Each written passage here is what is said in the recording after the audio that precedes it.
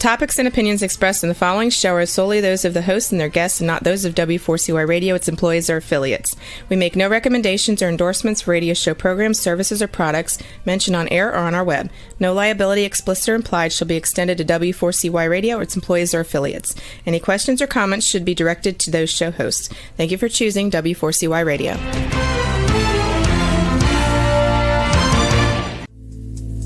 Welcome to Powerful Business Strategies, where you will find out that everything you have ever learned about growing your business is wrong. Finally, a show where you'll learn the right way to grow your business by learning business and financial strategies that your competition isn't doing.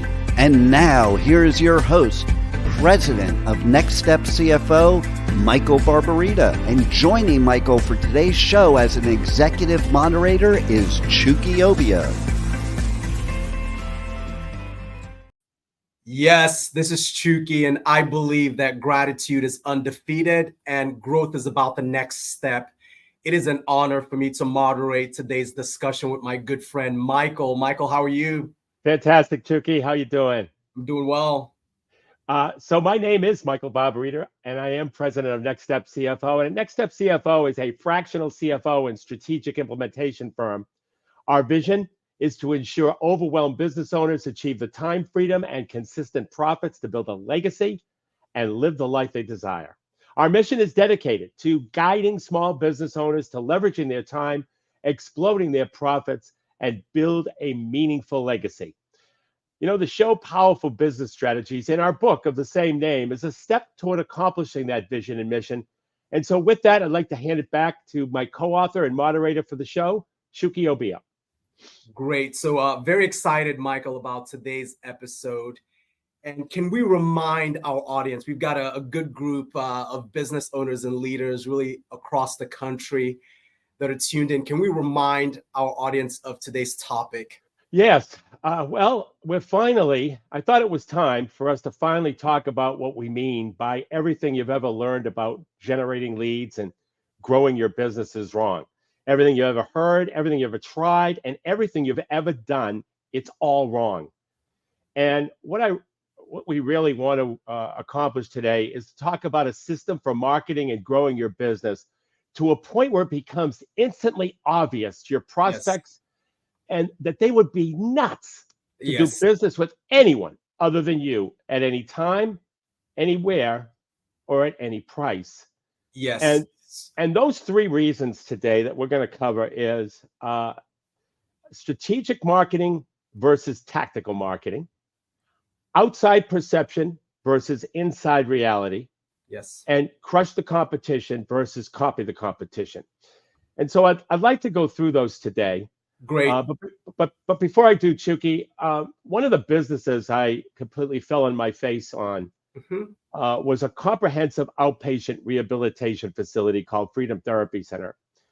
And one of the reasons why I failed is because I implemented business and financial strategies that my competition was doing.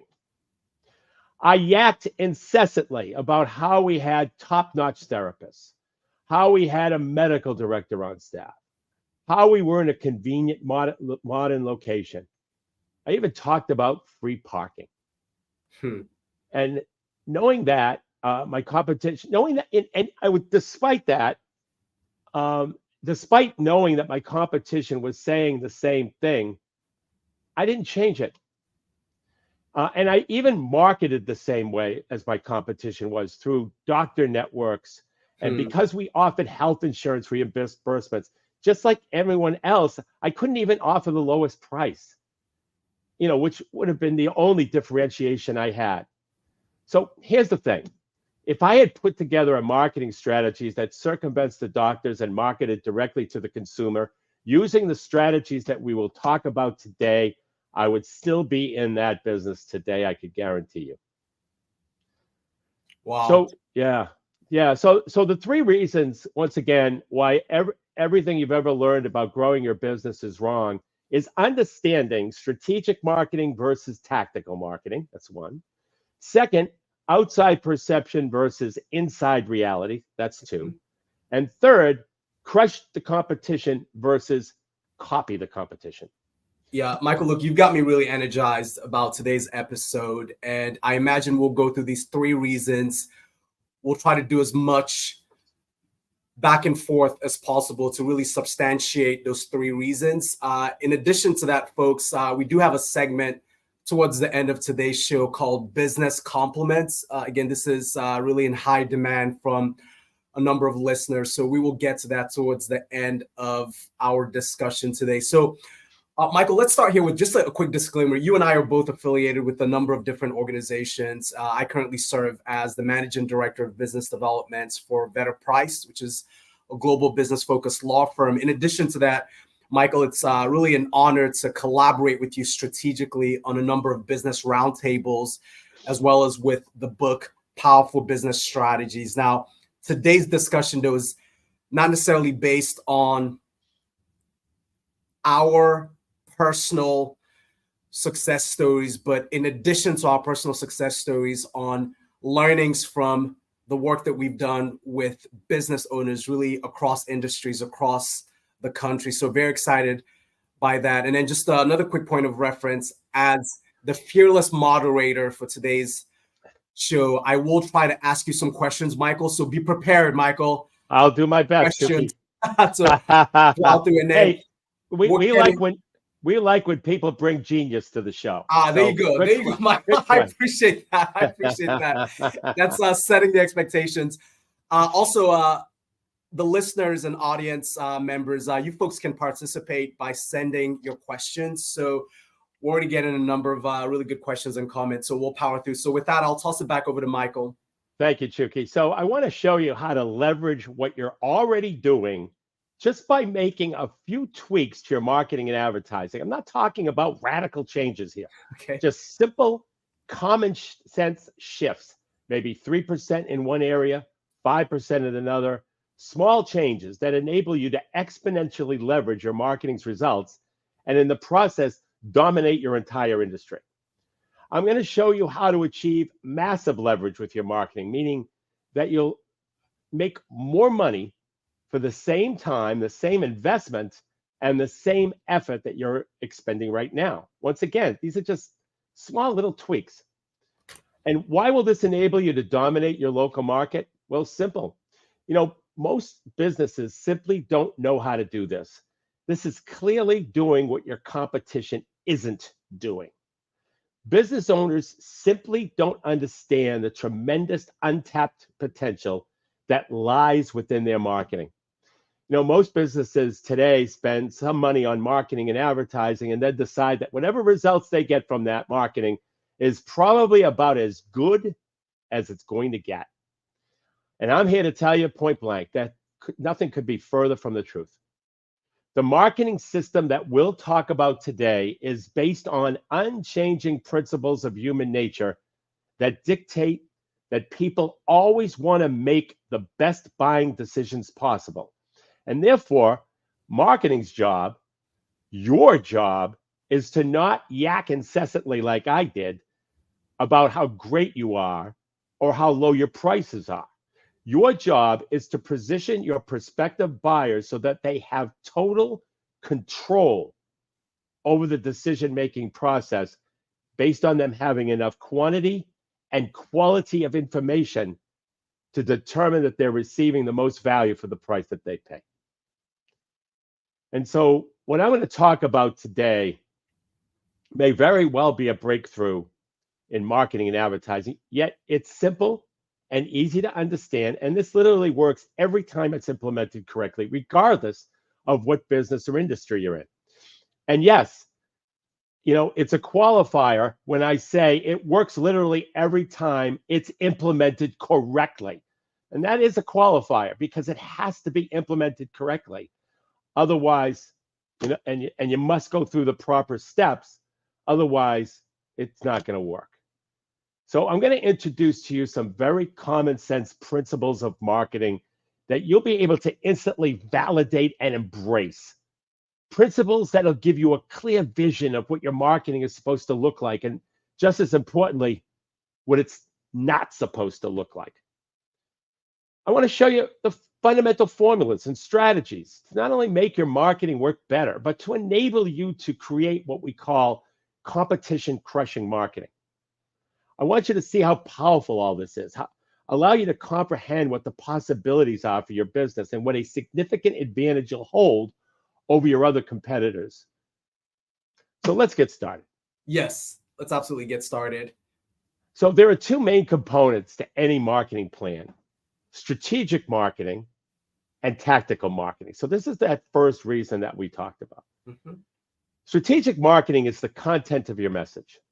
It's what you say and how you say it, including the concepts that you choose to focus on, the words and images you use to communicate those concepts, and the tone in which the message is delivered.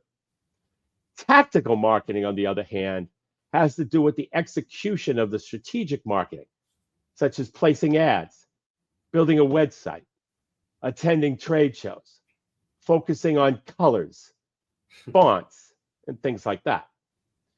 If I ask a business owner about their marketing plan, the answer almost always comes back in terms of tactical marketing. They send direct mail, or they run radio ads, or create a website, those kinds of things. But the key to effective marketing is to master the strategic side, not the tactical side.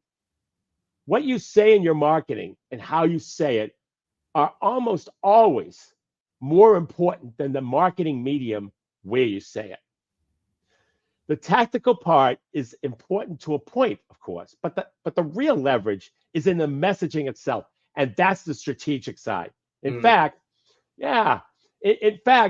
when a marketing campaign fails, the tendency is almost always to blame the marketing medium, like the TV or radio station, which is the tactical part of the plan, without any regard to how good or bad that strategy is behind that marketing piece. During this show, you'll learn how to see differently in a way that will make a profound difference in your marketing results. This system has been successfully implemented in over 400 different industries, including social media consultants, contractors, business brokers, accountants, financial companies, retail stores, real estate companies, home builders, restaurants, software companies, doctors, dentists, remodelers, internet companies, manufacturing companies, and anything and everything else you can think of. This works with all sizes of companies. The system will let you finally quit competing on price and start selling your product or service for what you're really worth. You'll drive in more leads and often see an increase in your advertising response by 2 to more than 100 times. You'll also convert a higher percentage of those leads and make your salespeople into superstars. You'll also increase the amount of your average sale, and your list of clients that pay, stay, and refer you will increase. In short, you'll get a bigger bang for your marketing buck. But maybe best of all, you'll finally have total control over your marketing and lead generation results.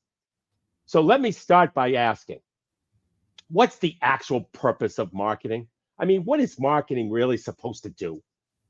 Well, in a nutshell, marketing is supposed to help facilitate your prospects' decision-making process. There are prospects out there that need to buy what you sell. Sometimes they need to be educated to the fact that they need to buy what you sell in the first place. And other times they already know that they want it, but they need help deciding who they should buy it from.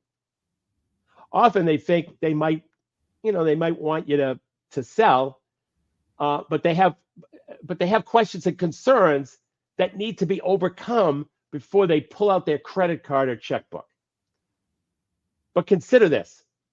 Because these prospects are not experts in what you do, or their exposure to what you sell is quite low, they don't really know the relevant issues surrounding the purchase. They don't know how to make the best decision because they can't tell the difference between the best deal and a major mistake, which leaves you the opportunity for you to provide them with this information and guide them through the buying process. Now, all prospects and customers want the exact same things. And it really doesn't matter what type of business you have. They just want to feel confident that their money is being well spent. They just want to get the best deal, not just the best price, but the best deal in terms of overall value. People instinctively want to make the best decision possible, and they don't want to feel like they got second guessed on their buying decision. So all you have to do as the marketer is figure out what's important to your prospects, educate them as to what constitutes the best deal when it comes to buying what you sell, focusing on value, of course, and then show them quantifiable proof that you actually provide the best deal in terms of price and value. All of this has to be communicated to them in a way they'll pay attention to, believe in, and then take action on. So prospective buyers want and need to be educated so they can feel confident when making their purchase decision, and no one's providing it. But here's the good news. The first one who does provide prospects with this information wins all the profitable customers available. When marketing is done improperly, the end result is 100% predictable. You start to feel intense pricing pressure from your prospects, and typically you're forced to cave in and lower your prices, destroy your margins, and make less money than you should have. And so if you spend more time at work and away from your family than those who are winning those customers. Yeah, Michael, look, a number of really good questions and comments here. So let's pause and take on some of these. Sure. So first is this idea of competing on price, right? So it seems like what they're asking is, how do I actually not compete on price when all of my competitors are competing on price, and the way that I lose customers is based on price? Right. If that's your only differentiator, and I'm going to explain in a minute why price is your only differentiator and how to change that. It's basically about solving customer problems. And there are problems that your business has solved that it hasn't been brought to your attention or your consciousness yet, because you know your business so well. Okay. And there are problems out there that your customers are having that are just second nature to you in terms of the service you provide, service or product you provide. Okay. So that's and I'm going to answer that more in a few minutes. But the brutal truth is that if you're always competing on price, it's because there's no discernible difference between you and your competition. There have been no additional parameters or relevant issues introduced to educate prospects as to what really constitutes the best value when it comes to buying what you sell. And if you feel like you're always competing on price, it's because price is the only relevant variable that you've given your prospects to consider. So from the prospect's perspective, all things appear equal. So they default to the business offering the lowest price. It's not your fault, because every business school teaches the same old theory based on a broken model. However, I'm about to show you how to fix that once and for all. What we're going to talk about is to finally allow you to first be better than your competition, and then second, do better marketing than your competition. And this allows you to separate your business from your competition and become the obvious choice for your prospects to do business with. So consider this. There are actually two sides to your business. And this is one of the reasons, once again, this is one of the reasons why that you're doing what your competition is doing. And it's one of the reasons why everything you've ever learned about business is wrong. There are two sides to your business. First, there's what I call the inside reality. And second, what I call the outside perception. The inside reality encompasses everything you do and everything that makes your business great. It's all your skills, the people who work for you, your expertise, the way you service your customers before, during, after the sale. It's your systems, your operational procedures, your commitment to excellence. It's your passion and the way you conduct your business on a daily basis.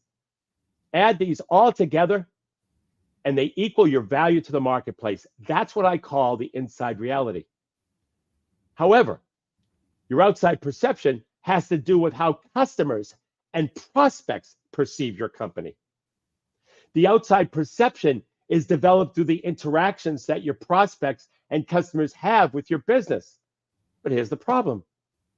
If you provide unmatched and unequal customer service and your customers absolutely love you, none of that matters to your prospects if, number one, they don't even know you exist as an option, or number two, they see your marketing and advertising, and because of your inability to market your business correctly, their perception is that you're no different or no better or no worse than your competitors.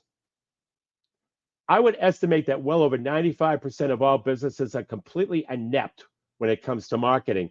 And the end result is that your inside reality and your outside perception are perceived to be different. And guess what? When you look like everyone else, there's only one way to differentiate you from the rest, and that's price. That's why your marketing must do the heavy lifting for you and let your marketing deliver eager, qualified prospects to your sales process.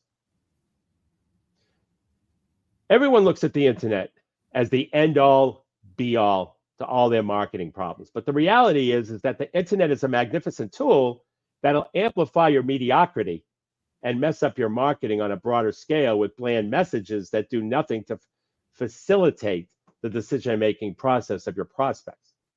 Yes, the internet is an important tool. Absolutely. But you need to have a great website, and that means you better fix your strategic messaging or you're going to fail.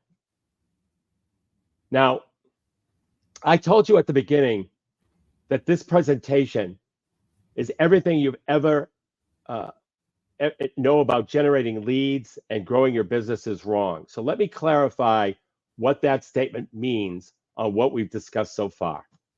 And it's a little history lesson so that you have a good understanding. For decades, we've been conditioned to do marketing the wrong way. In the very early days of advertising, I'm talking the 1800s and early 1900s, much of the advertising that existed back then was comparative in nature. Ads wouldn't just say, hey, we're better.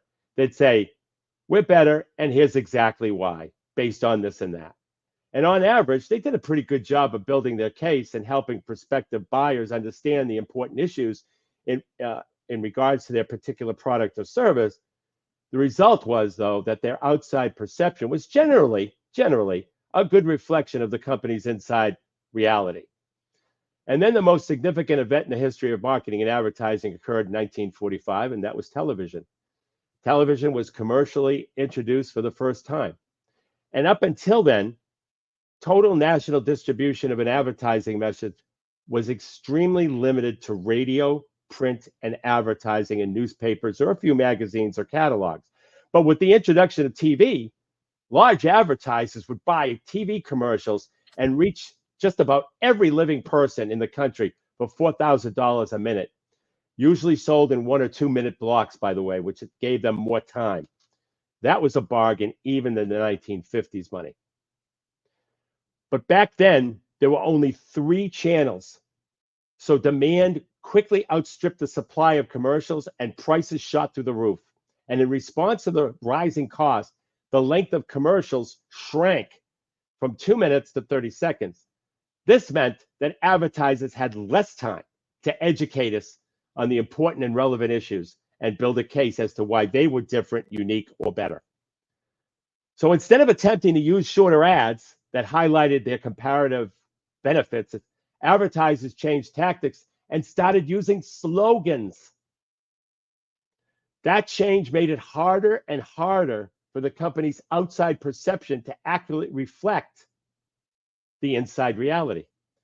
But remember, that marketing's first job is simply to get the prospect's attention. And when running 30-second ads, getting attention was still not a problem for these advertisers. But then what? That's right. After you grab the prospect's attention, you must then facilitate their decision-making process. So companies and their ad agencies found that this was a lot harder to do in 30 seconds.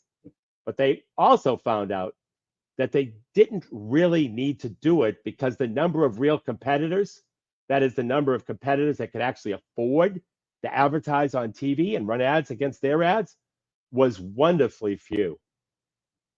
They could spend a ton of money running 30-second ads and win by default. Now, if there happen to be 2 or 3 major competitors jockeying for the same prospects like Pepsi and Coke, that was fine because there was plenty of business to divide 2 or 3 ways. The bottom line is that a company's inside reality and outside perception didn't really have to match up. The lack of substantial number of choices eliminated this necessity. So the focus for all marketing and advertising shifted to simply getting the prospect's attention. That's when advertising lost its focus on selling and shifted its focus to creativity. The idea now was to get into the customer's brain with something creative that would stimulate them and cause them to recall the product later on when they needed it. And that's when slogans became the de facto marketing standard that's still in use today, like The Real Thing or The Breakfast of Champions, a Home of the Whopper, just as a few examples. This new creative approach took over advertising as we know it and soon began to filter into all other advertising media, including radio, newspaper, magazine, billboards, yellow pages, websites, Google AdWords, you name it. Once this new creative message was in place, the big companies opened up their checkbooks and spent lots of money and basically gave people no other option but to remember their message. After hearing things go better with Coke the 853rd time, you're going to remember it whether you want to or not. And we call this C&R advertising, C for creativity and R for repetition. Create an ad that's unusual, weird, shocking, funny, emotional, and so on. Spend $1 billion running that ad about 1 million times, and then haul your bag of cash down to the bank. We call this the era of the brand builders. And in the 50s, 60s, and even 70s, it was a no-brainer formula for market dominance for the companies with the financial capacity to pull this off. And that's when it happened. Ad agencies started running this formula for all of their other clients, even the ones that were smaller and didn't have deep pockets. Business schools started teaching marketing and advertising based on these methods that were being successfully implemented by the largest companies in the world and churned out graduates who only knew one way to do marketing. Brand builder marketing and advertising became the de facto standard for how you do it. And after a few years, no one even questioned the formula, which brings us to the crux of the problem. All of us alive today, with no exception, grew up in an era where almost all the advertising you've ever seen or heard is a product of the era of the brand builders. Over time, we've all become conditioned as to what constitutes a good advertisement. We learned the fundamental pattern for what to put into a commercial. We learned about the slogans and the jingles and being funny. We learned that in marketing and advertising, the outside perception no longer has to reflect the inside reality. Let me repeat what I said at the very beginning. Everything you've ever learned about generating leads and growing your business is wrong, and now you know why.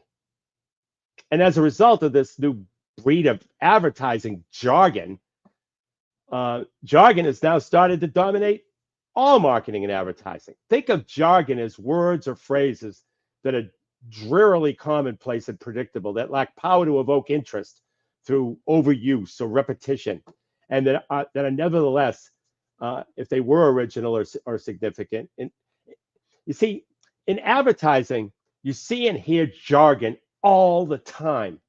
Since business owners only have 30 seconds to try to convey what makes them special, they lump everything into jargon as the largest selection, most professional, lowest prices, highest quality, best service, most convenient, largest in the state, more honest, we're the experts, we specialize, works harder.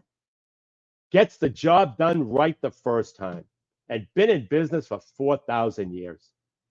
We call this I hope so marketing, because this is what everybody's doing. And the customer is saying, I hope so. I hope you have the largest selection. I hope you're most professional. I hope you have the lowest prices. I hope you have the highest quality. Why would I do business with someone who doesn't have the highest quality? Now, look, I'm not saying that you shouldn't be those kinds of things. Those actually make up the foundation that you want to use to build your inside reality. But consider this. If my marketing says that I offer high quality and great service, isn't that drearily commonplace and predictable?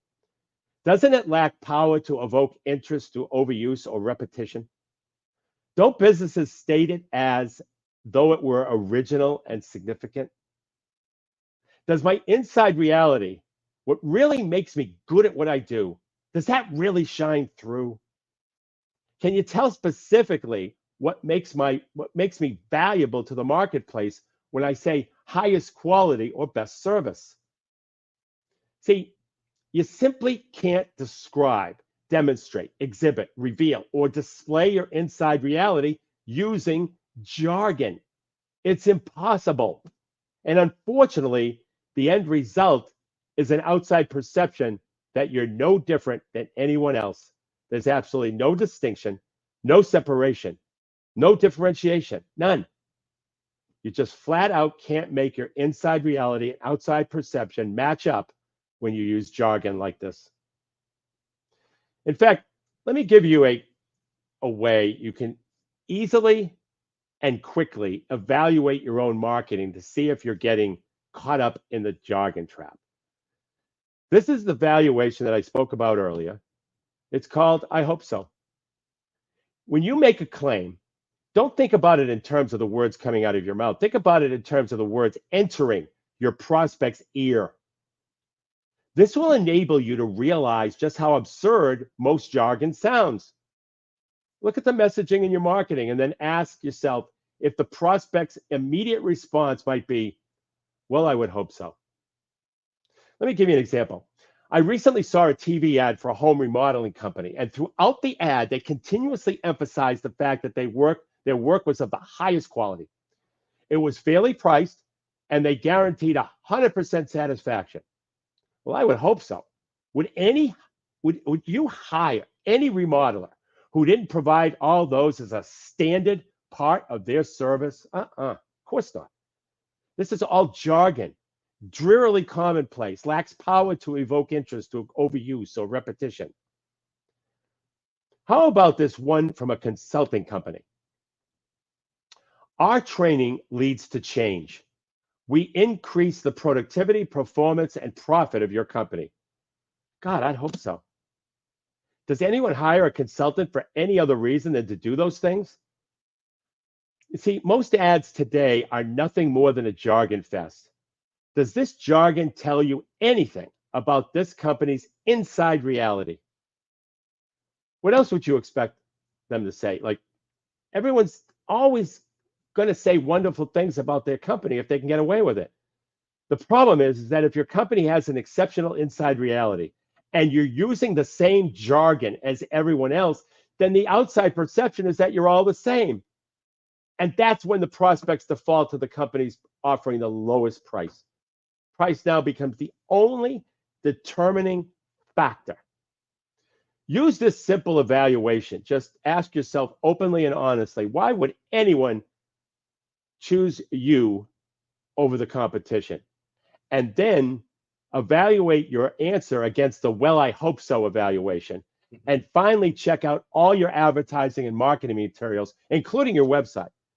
Do they pass the well, I would hope so test? Or are they all just chock full of that jargon? If they're chock full of jargon, then you need to make changes. Stop thinking in terms of who else can do what you do. Instead, think in terms of who else can say what you say. Because the answer, unfortunately, is usually anybody and everybody can say what you say, and that's a problem. You know, I knew in my distant past of a remodeler that ran by far the most impressive remodeling company in his community. Every member of his crew had at least 15 years of remodeling experience. They were all certified subcontractors that he used. They had won multiple industry awards. They were the only remodeling company that provided not only full satisfaction guarantee, but also a 10-year material and labor warranty on everything they did. They left the job site every night cleaner than when they first arrived. They also guaranteed they could remodel any room in no more than 5 days. That's half the time of their competitors. This, of course, meant far less disruption and inconvenience to the homeowner. In short, their inside reality was literally second to none by far, but they had a huge marketing problem. Their marketing looked virtually identical to all of their far less worthy competitors. Their marketing said things like certified subcontractors, guaranteed satisfaction, and then a long laundry list of work they performed, such as new cabinets installed, complete remodeling, and so on. Oh, and get this, they also accept Visa and MasterCard. Well, gee, I hope so. But then ask this question: who else can say that? When the owner of the remodeling company was asked that very question, he got very defensive. He said, there's no other remodeler that can begin to match the work that we do. Our subcontractors are far and away the best. There's no one, and I mean no one, can say what we say. Understandably, the contractor was extremely passionate and protective when it came to the superior work that he did. And he worked long and hard to develop that over the years. So finally, to try to get the point across to him, he was asked to pull up the websites of his 5 biggest competitors and see what all of them were saying on their homepage. Let's just say that his jaw hung open for about 2 minutes straight before he finally pointed out, it said, oh my gosh, look at this other company's website. I know this guy. He's terrible, but his site says the exact same thing as mine. In fact, I think he copied my site word for word. He then looked at other remodelers and saw that all their websites were virtually identical to his. So remember, it's not who can do what you do. It's who can say what you say. And if your marketing is full of jargon, then sadly, that answer is that all of your competitors can say what you say. So it's evident that this might be the problem for you now, and a tremendous competitive advantage if you could figure out how to fix this for your own business. So let me show you how to fix this. Let me explain how you can follow a very simple process we call the conversion formula. And we talked about this in previous shows. And when you use the conversion formula, you will eliminate jargon forever. I'm going to show you how to become a marketing powerhouse, make your outside perception become an excellent reflection of your inside reality, and finally begin to get the results from your marketing that you should be getting. The conversion formula has 4 main components. Let me start with a brief introduction, and then I'll go into more detail. The first component of the conversion the conversion formula is called Captivate. This is simply the process of interrupting the customer and getting qualified prospects to pay attention to your marketing. This is often accomplished by affecting the prospect emotionally. It's the problem that the customer has and doesn't want. Sounds simple enough, doesn't it? But unfortunately, it's a lot more difficult to pull this off in real life unless you understand what you're about to learn during the course of our radio shows.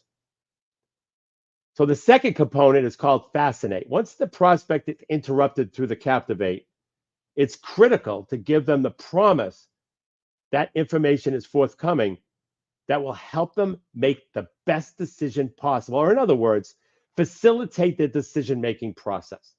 This is also best accomplished on an emotional level. More simply put, the Fascinate engages the prospect because it is the solution to the problem that the customer can't find. So it's problem, solution. And many times, the problem can't be something basic. Like, for example, if you're a painter, I've had a lot of painters tell me that the problem their customer has is they can't select the right paint. Well, every painter can select the right paint, but there are issues that customers have, whether it's with your industry or whether it's with the trade in general.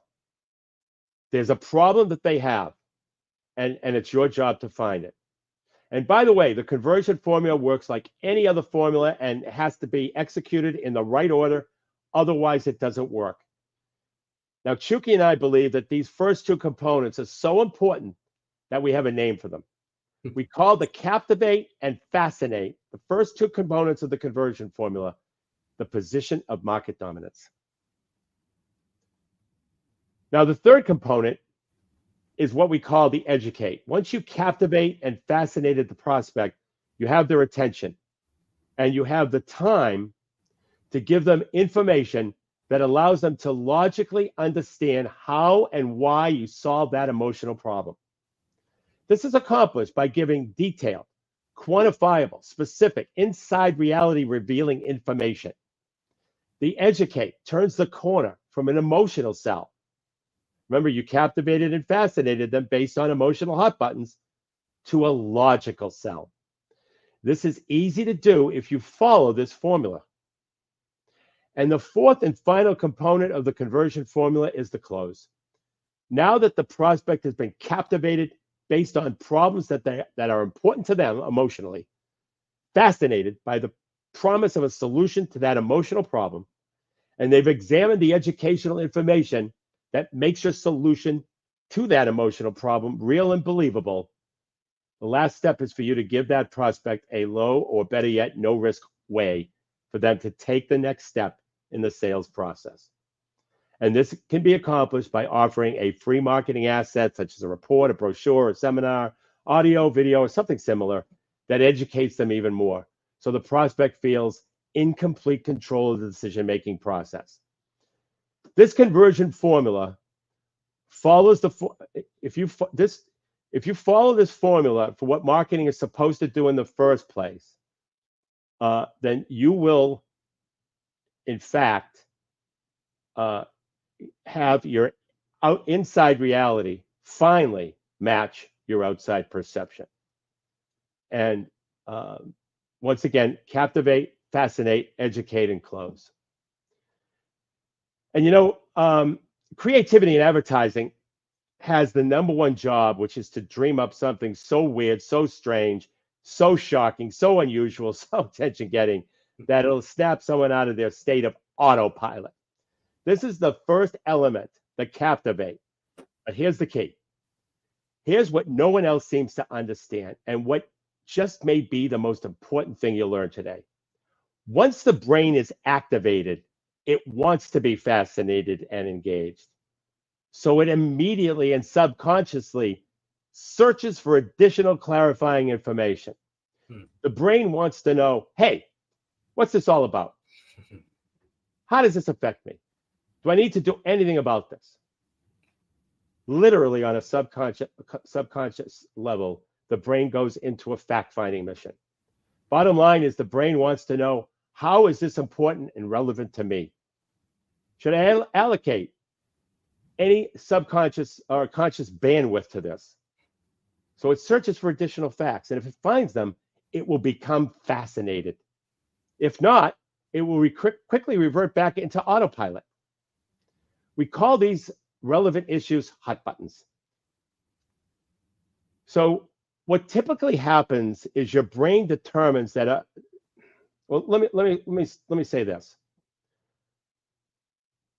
If you're a golf fan and you detect that Tiger Woods is on the television, and it notices that on a conscious level, because Tiger Woods, you notice Tiger Woods because he's familiar, and his presence can captivate you, then your brain immediately asks, hey, what's Tiger Woods doing driving a Buick? Is there anything here that's relevant or important to me? Or in other words, is this a hot button issue for me at this point in my life? And what typically happens is your brain determines that a Buick's not important or relevant at this time. And it doesn't do anything to solve any of your problems. And therefore, it's not a hot button. And so your brain immediately reverts back into autopilot. And Chucky, I have run out of time, unfortunately, today. I'm going to have to pick this up on the next show, because I want you to do the compliments. Absolutely. So, Michael, I mean, riveting stuff. As you probably got the sense, I've been taking some notes here, both mental and physical notes. In addition to that, it's just nice to see some of the commentary back and forth. Folks are really soaking this in. Michael, do you want to just maybe put a cap on the key points that you covered today? What's maybe a one line or two line? Yeah, I think primarily is it's so critical to understand that second point that we made about your outside perception and your inside reality. You have to make them match. Yeah. If you don't make them match, then you're going to look like everybody else. So it's outside perception versus inside reality. And it's remarkable too. One of the words, characterizations, so to speak, that folks are using to describe this dynamic is alignment. So aligning the outside perception with the inside reality. Right, because usually they're totally mismatched, and that's Exactly. the issue. That's the issue. They're mismatched. The outside reality does not equal the inside perception, which is great. That Yes. great inside perception that most of these companies have is squandered with jargon. Yeah, really remarkable. This segues, again, this is just a very thought-provoking episode, Michael, and thank you for the insights. Segues very nicely into our business compliments segment of the show.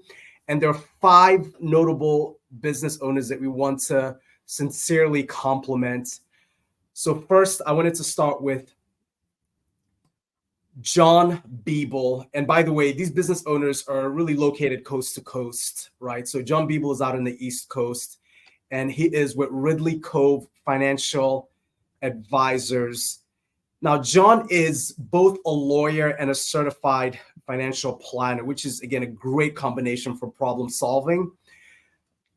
One of the things that we wanted to highlight about John is that he does really go the extra mile to serve as a trusted advisor to his clients by really understanding their number one personal goal and then using that to build the foundation of a plan for wealth management or financial advice. So just really remarkable, the work that John puts forward for clients. In fact, one example of that work is a system that he calls the retirement equalization process. Michael, how about that, right? There you go. That's REP, retirement equalization right. process. So it's a proprietary process that John has developed. So kudos to John.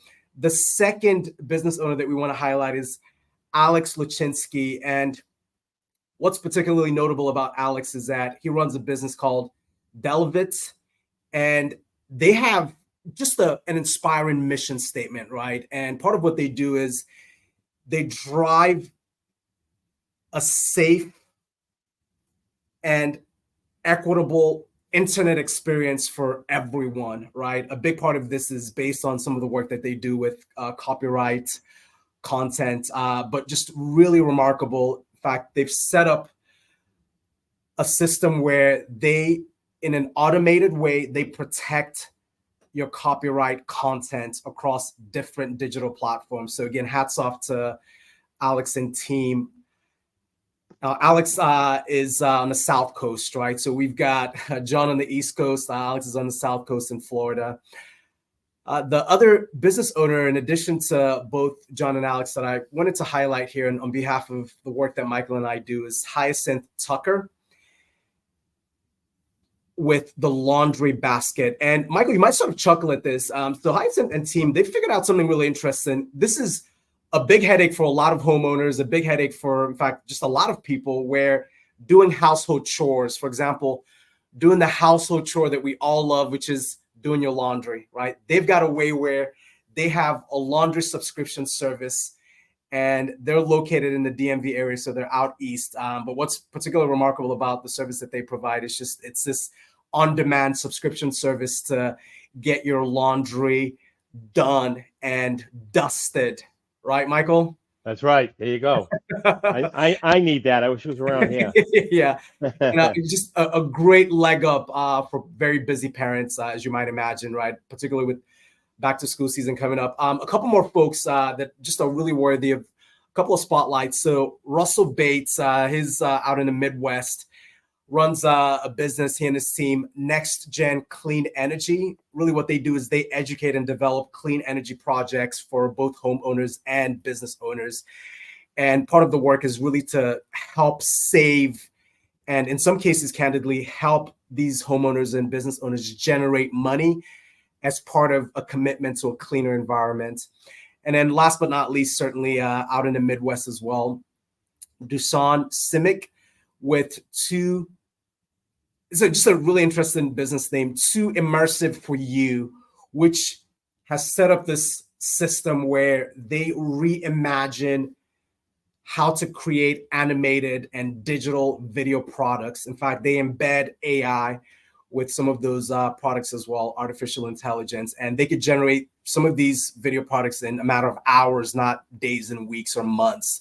And then also a shout out to Dusan and team. They were recently Emmy nominated as well. So, Michael, all in all, like with all 5 of these business owners, part of what we are just enthralled to share is that these are folks that are committed to, in some ways, Michael, really driving a little bit better of a story around how they serve clients and customers. So I'll toss it back over to you. Excellent. Thank you, Chucky. So to get a copy of the book, Powerful Business Strategy, simply go to our website, www.nextstepcfo.net.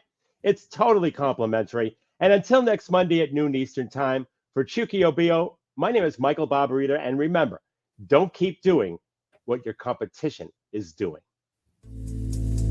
You have been listening to Powerful Business Strategies, finding out that everything you ever learned about growing your business is wrong. Tune in next week and every week at noon Eastern Time on W4CY Radio with your host, Michael Barbarita of Next Step CFO and moderator Chucky Obio.